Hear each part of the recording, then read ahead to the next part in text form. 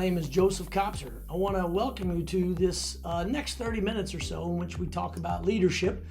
Leadership at all levels, and most importantly, what I want to make sure you walk away with are, say, 5 ideas or big concepts. Because let's be honest, whether you read a book or watch a movie or go to a lecture or go to a conference, it's the gist. It's just that little bit of takeaway that you remember, whether it be the person, a quote, or maybe a story that was told. What I'm hopefully going to do with you all over the next 30 minutes is give you some information to either explore further in your own life or reflect on. So let's just kind of get started. Because this is the world of COVID that we lived in, it's a combination of in-person, virtual, and then self-guided or self-taught. We're blending all of this together into the next 30 minutes, which I hope will be an opportunity for you to just kick back, think about what we're talking about here today, and then more importantly, if you're on your computer, by all means, just go and follow along. Research the concepts I'm talking about. Seek out the books that I'm mentioning. Download the podcasts. Whatever resonates best with you, because as we talk about leadership, what we're really talking about is people. So, the first question is, why me and who am I? Well, so again, my name is Joseph Kopser. I work at a company called Grayline Group. But really what makes me so interested to talk to you all today is the fact that I've had kind of 4 different careers, if you will, over the last 30 plus years. So I spent 20 years in the United States Army after graduating from West Point. And that was a combination of muddy boots like you see on television, but it also had a lot of the strategic play in the Army. What I mean by the strategic is, what are we doing next? In the world of academics, I actually taught for 3 years at West Point, taught for 2 years at the University of Texas. In both those cases, it was American government and American policy. It was leadership and strategy. But what was interesting about it, like the military, is just like in the military, I served boots on the ground, but then in the military, I also got to serve in the Pentagon right alongside the Army Chief of Staff. So one day I'm walking in the streets of Baghdad or Mosul, Iraq, and then the next day, the next year, I should say, I'm in Congress sitting behind General George Casey, as he is briefing Senator John McCain. So that's kind of the wild stretch between the strategic up here and the tactical, whether you call it boots on the ground or the C-suite. I've been in both those areas in the military. But like I mentioned, also in academia, I've had a chance to do that where I was in the classroom. At West Point, my knees were right in front of the desks, and right then and there, every single day, an opportunity to learn and grow along with my students. But what it also taught me is you can't BS in the sense of being in front of a group, guiding them through whether it be the material or the lecture. If you don't have those life experiences, it's hard to relate to. But I also got to do it at the strategic level when I was teaching at the University of Texas. I was a department head, so I was in meetings with deans and the president and all that. So when I talk about my experiences, it's again from the tactical, boots on the ground in the classroom every day with people, to at the strategic level where big decisions are made. But I also had an opportunity to get into business. Creating a startup absolutely from scratch, an idea in my head about how to do transportation better, to go from here to there more efficiently. But what was interesting about it, though, was that all the concepts I learned in academia and in the military about building teams, focusing on the mission and getting stuff done, applied very well in business. And most importantly, it was all about people. So we took that idea of a startup, became PowerPoint slides, and it became a presentation. And before we knew it, we were raising money. But most importantly, what we were doing is better connecting people on the ground through mobility, making their commute that much easier. And we were at the right time, at the right place, with the right team, and the right technology. And Mercedes-Benz bought our company. But again, it was all of those lessons learned in the military and academia that I applied at the tactical level, building my company, hiring and firing and growing teams. But then most importantly, what that meant when I sold my company to Mercedes, and then again, being at the strategic level where they're making big decisions that impact millions of dollars or even perhaps millions of people.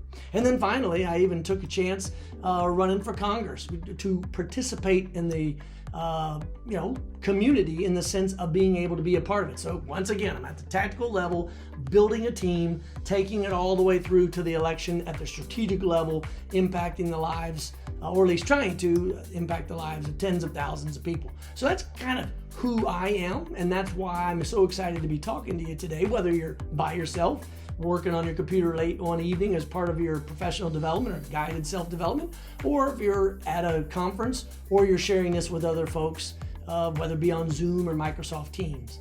But the key takeaway in all four of those experiences is that people matter. If you focus first on people, everything else takes care of itself. And if I've learned one thing in all those different adventures, is that it all comes down to the interaction between people. So let's step back a little bit and talk about leadership in the sense of what it is we're trying to overcome.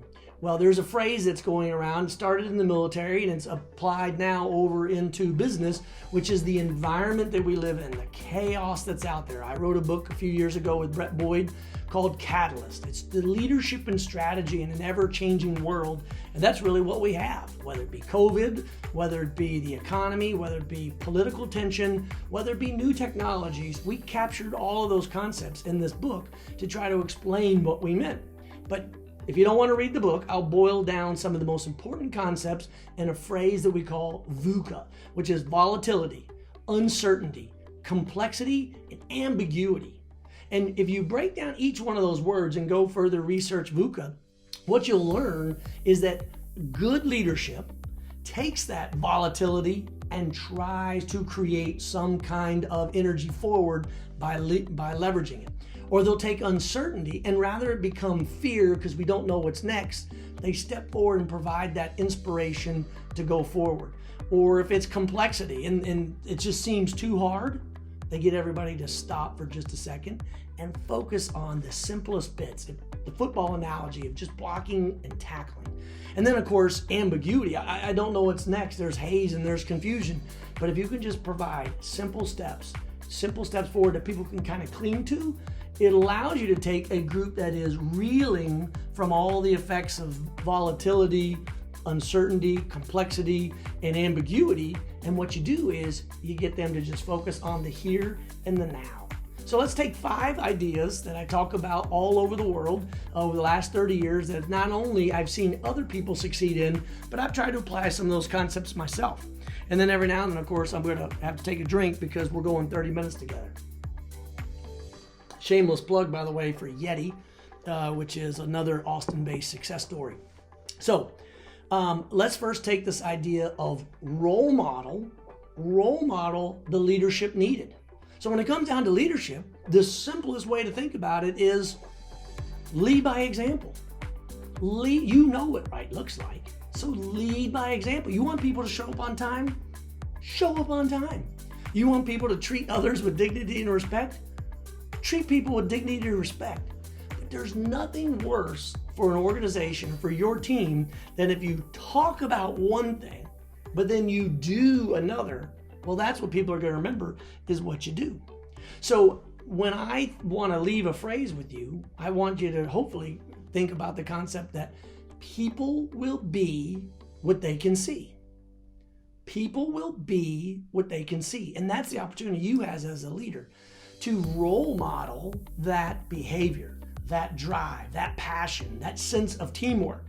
But it's a double-edged sword. People will be what they can see can also create less than healthy organizations, toxic if you will, because people will see maybe a leader getting away with something that we all know is not right. It might not even be illegal, unethical, or immoral, but it's just not right. It's not healthy for the team. And so if you find yourself in a situation where people are watching negative leadership or toxic leadership traits and you're creating an organization that infuses those, well, you're going down the wrong path. So again, people will be what they can see. But here's the neat part about that. What that also means is everyone is a role model, hopefully demonstrating what right looks like. And secondly, mentorship. You can provide the inspiration to people by reaching out to someone, preferably someone that isn't like you, to be able to expand the bench, to be able to create that depth in your organization so that more people have a chance to thrive and just get ahead in life. But you create that mentoring relationship by sharing your experiences and your mistakes in a positive way that helps them know that, I see her doing that. I can do that because people will be what they can see. And then finally, for your organization or even just for your own life, your legacy depends on what your investment in people really can be. So don't expect that your company's going to get any better if you and all the leaders at every level are not investing in people. Don't expect that suddenly you'll find, sales going through the roof or new markets being expanded or new clients falling in the door if you yourself are not training the next group of leaders within your organization to achieve it. Okay, so that's idea number one. Role model the leadership that you need, or simply put, remember that people will be what they can see. So, second point is to work in the moment, but always look to the future. Work in the moment, but always keep an eye on the future. So what does that look like? Well, for me, it means you go for the 80% solution 80% of the time. Now, I know that can sound a little controversial. Just do the 80% job 80% of the time? Well, yeah, because perfection, and we all know we aspire to be perfect, but perfection really gets in the way of good enough. And if you have an organization that is trying to get perfect every single time, the energy it takes to go from 80% to 90% is really hard. But then to go from 90% to 100% is even harder. But you can go from 0 to 80 pretty darn quick with a good team focused on the mission and getting stuff done. And then when you get the 80% solution, that's it. Now let's move on to the next one. Now, I say 80% of the time because there will always be those exceptions. Or maybe you do need to take it to 85, maybe 90, but only you and your leadership will know when that is. But it can't be every time or you'll be exhausted. And so when you're focusing on the mission now and in the moment now, looking to the future, it means that the mission is always important, but so are people. And that's a delicate balance because sometimes to achieve the mission, you got to burn people hard, work them hard, or to really take care of people, it means that sometimes you can't quite get done everything you want to do. But in that delicate balance, the leadership that you provide in your organization, the most important thing you need to remember is safety. Nothing is so important that it means unnecessarily risking other safety or, heaven forbid, their lives. That's as true in business as it is in the military. Yeah, there's this misnomer that the military just jumps at every hill and jumps over every barbed wire and goes into the most dangerous fire, but that's not what we want to do. We want to fight uneven fights. We want to get there where no shot is even fired because it's automatically won for our side. And that's the same attitude that you can take as you lead your organizations and think about balancing mission and people and remembering safety always. The other thing I encourage you to do, and I mean this literally, most of you probably have smartphones, is take photos. That helps you live in the moment. You might be in a meeting where you're coming up with something that is novel and new, or you might be at a luncheon where you discover something from a teammate that is going to change the direction of where you head. Take a picture of that moment. Live in that moment. It's Brene Brown, who, if you haven't read her work, I absolutely recommend it. But Brene Brown talks about this idea of vulnerability. And one of the things that she often points out is that we don't all acknowledge the fact that we all too often are trying too hard to achieve all the different things we're trying to do in life. And what I mean by that is, and let me check my timer here because I don't want to mess up and run over with you all. But what that means is that people are too often worried about what's going on over here. They're too often worried about what's going on over there. They're not focusing on their own team in real time or even their own needs in real time. And they've got this sense of FOMO, this fear of missing out, going in opposite directions. So take a look at her book and then ultimately forget the Joneses. I know that was a fabulous commercial at the Super Bowl. If you haven't seen it, go back and Google it. It was actually very well done. But forget the Joneses. Focus on the moment where you are right now, but never leave an eye towards the future. So how do we get to the future? That's the third point. You have to foster innovation, and push down decision making. Because as your team gets larger, the best ideas are actually going to come from the people who are boots on the ground. Those are the everyday workers who are with your customers. Those are the everyday teammates that are right there leading sales. Those are the people every day answering the calls and customer service. Whatever it is, those are the people that know more about the organization collectively than any one person near the top of the organization. So how do you foster innovation? What's that look like? So again, shameless plug for my book, Catalyst, looking at leadership and strategy going forward. We do an entire section of the book, which 30 minutes won't be enough to justify. And what we do inside there is help you understand that no matter what strategy or what decisions you're making, if you don't first examine the underlying assumptions, that we assume that the interest rate will stay at this, or we assume our customers will always be going that direction, or we assume that this technology that we have is always going to remain first in class, first in industry. And if those are your assumptions, you need to re-examine them. Because if you're going to foster innovation, you have to stay ahead of the technology curve. You have to stay ahead of the innovation curve. And we spend an entire section of our book going into that. So just remember, fostering innovation means first looking at your underlying assumptions of why you think that's going to work. You needn't be anyone, no one more than, say, the Kodak camera company, and they're talked about all the time. They invented digital cameras, but they had no idea, or too many people in leadership had no idea that people would one day want to take cameras or take pictures without film. So again, that's fostering innovation. The other thing to think about is how you empower people to take risks. When you push down decision making, what you're effectively saying is, look, I retain you as the leader. I retain the overall responsibility for what we succeed and fail at. I mean, the buck always stops with me, you as the leader. But the authority to make decisions should be pushed down as far as you can in the organization so that they can make the decision. And most importantly, know that you have their back. So in case they do mess up, they have the ability to admit where they were wrong, learn from their mistakes, pick up, brush off, and move forward. In the Army or in the military, we invented something called the AAR, the After Action Review. It's something very simple. It basically just says, what did we want to happen? What did we think was going to happen? And then what actually happened? Now, I probably got that wrong, but again, you're sitting next to your computer, Google it, the After Action Review. And what's so interesting about that is it allows us to learn from our mistakes, to be able to, again, push decision making down as low as possible so that when people do make mistakes, we learn from them, because no one's ever going to be perfect. Go back to my point number 2 about being 80% of the solution 80% of the time.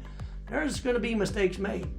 But if you give your organization the ability to think about, well, I'm going to put you in a special group, and when I put you in a special group, what I want you to do is work outside the lines. And again, this doesn't mean illegal, immoral, and ethical. It just means outside of the common practices of your company, and allow them to really grow and build something. So, we refer to the Palo Alto Research Center, PARC, P-A-R-C, out in California, which is now known as Silicon Valley. But that was where Xerox, headquartered in New York, sent some of their best engineers out to California to get away from the flagpole, to be able to think about how to foster innovation and make decision making at the lowest level possible. It's also why the United States military created the Special Forces. By the very definition, a special group of people who work with a different set of rules and norms to be able to foster that innovation. So that's number 3, foster innovation, push decision making down. The fourth piece is this idea of, take a thoughtful look at the well-being of your workforce. I mean, really. It used to be common practice that employees were just looked as a commodity, and that they'd rotate one out, or they'd send one out and they'd start one new one, and there was churn, and it was expensive, but that's okay because there's plenty of people to backfill them. But what have we learned through COVID? We've learned a lot of things through COVID. Most importantly, that people are literally the most important part of the organization. And if they are not allowed to, thrive and live and work in a hybrid environment, or whatever works best for your organization, you're going to be missing out on opportunities, because they're going to walk away and go work for your competitors. So when you look at the actual, the wellness and the well-being of your people, that means when you ask them, how you doing, you actually should pause and listen to their response. Because if they're hurting at home, if they're hurting in their family life, if they've got distractions outside of your job, they're not helping you with your job. And that's another important reason why you need to think about what it means. So, during this great resignation and people are leaving companies in droves, what they're really just looking for at the end of the day is a sense of belonging, a sense of connection. 80% of the people that are looking for other jobs right now already have a job. 80%. So you look around your coworkers left and right, it almost makes you wonder, who is it that also might be looking for another job? But if you invest in people, again, going back to that first point about people will be what they can see, if you create that mentoring relationship, if you create a culture of mentorship where senior and junior people are looking out for each other, what you're going to find is that you're going to have a new ability, a new opportunity to demonstrate, by personally role modeling it, demonstrate a true interest in the well-being of your workforce. And then, through spending very little money at all, you'll be, or resources, except for time, you'll be able to show your workforce that you care. And when they know you care, they are far more likely to stay. You've heard the expression, I'm sure. People don't care what you know until they know that you care. And if you just keep that in mind, then you're going to be just fine as a leader. So let's take the fifth point. The fifth point, I know sounds counterintuitive. We've always been taught that leadership is selfless. I get it. It's right. You do have to put others before yourself.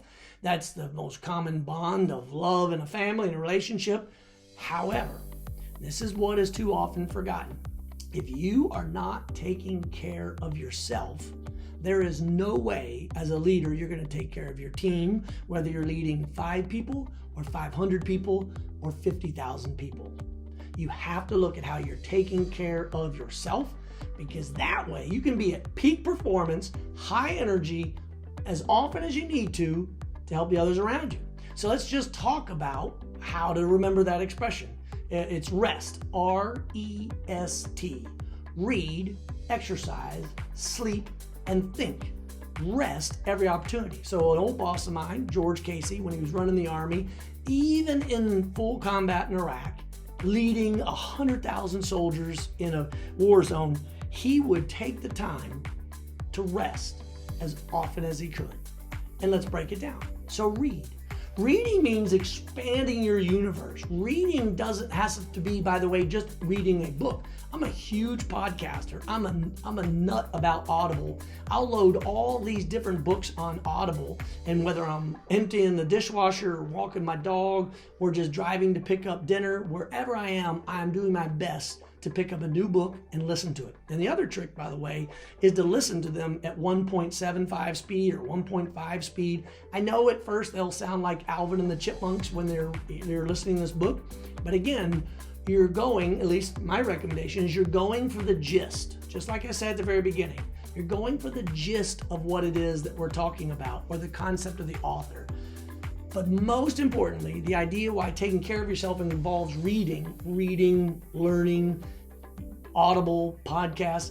It just means you're picking up subjects that are different from your own, because then you'll start to see patterns of, wait a minute, oh, that experience over there with that group in a completely different industry or even era applies to what I'm doing right now with my team. Again, I started in the military, business, academia, and politics, and all 4 of them have very similar themes, but I'm constantly reading, constantly learning to figure out all the different angles. All right, so let's talk about the next thing, exercise. There's a whole body of science that's out there on exercise, so let's just break down a couple of different things. First of all, activity versus exercise. If you can do nothing else, be active. And if it means nothing more than a 30-minute walk every day, do that. You have to stay active. The cardiovascular, your muscular, your skeletal, I'm not a scientist, but I've read enough to know, and I did stay at a Holiday Inn Express. I do know that if you can keep your body fine-tuned, or at least not suffering because of poor health or lack of activity, then you're going to be better able to tackle what happens every day. I'm a big fan of 30 minutes, 30 minutes of a high heart rate, 30 minutes of breaking a sweat, whatever it happens to be. It does not have to be every day. In fact, I have cheat days, especially Sundays, where most of those days are sleeping in late, beer drinking, carrying on with friends, and just having a good time. But again, exercise, get that heart rate up, make it so that you're getting a sweat in. And if you can't do that, at least walk every day. Okay, so let's talk about sleep. Sleep really comes in two forms. There's the sleep at night that everyone thinks about, but then there's also sleep during the day that everybody forgets about. So in terms of sleep at night, just know the very basics. It's you got to get 30 minutes in.